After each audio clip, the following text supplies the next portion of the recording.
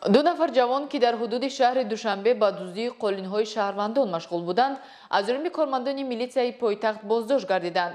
تفتیش پیشکی معلوم کرد که ضرر رسانیده دستگیر شدگان به جبردگان نزدیک 50,000 سومانی را تشکیل می‌دهد. گزارش سیروژدین شکوروف در این خصوص. بهره برآورده ساختن احتیاجات و قانع ساختن نفس سرکش بعضی از افراد کوتاه‌اندیش دست به ملک دارهای غیرقانونی میزنند. خود را به گرداب جنایت غوطه‌ور نموده در برابر داغدار ساختن نام خود عمری پرقیمتشان را پشت پنجره محبس سپری خواهند کرد.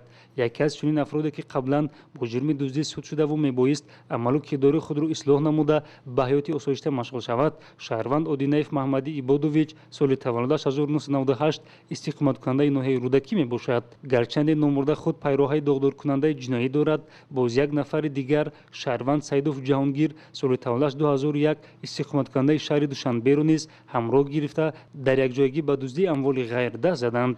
ضمن پیشبرد کارهای تحقیقاتی از جانب کارمندان شعبه وزارت کارهای داخلی دو در ناحیه سینا معین کرده شد که نامبردگان اساساً به دزدی قالین‌های شهروندان مشغول بودند. گمانبر شوندگان شبانه پی عملی نمودن هدف جناییشان در کوچه‌های پایتخت سیر و گشت نموده قالین‌هایی که شهروندان در نزد منزل‌های استقامتی برای خشک شدن گذاشتند تصرف نموده به مبلغ ناچیز می‌فروختند. از جمله نامبردگان از نزد بینای استقامتی کوچه همدموی محله زرفشان یک عدد قالین که ارزشش 5000 سومانی است از آن خود کردند. ما اینجا اومدیم قالین کالا گرفتیم. مقصد لای تغییر بردیم. کی قطعی بردیم؟ جامگیر. کیا جامگیر؟ سعید جامگیر. اگه جو گرفتیم؟ جوی گرفته اگه تنشون کنیم که؟ اونجا گرفتیم نمو که گرفتیم رفتیم. گرفتیم بعد چی بردیم؟ با دست گرفتیم تو چوندم بردیم. همین طریق نامبردگان با صادر نمودن 20 لحظه جنایتی دزدی به شهروندان از 2 تا 5000 سومانی ضرر رسانیدند.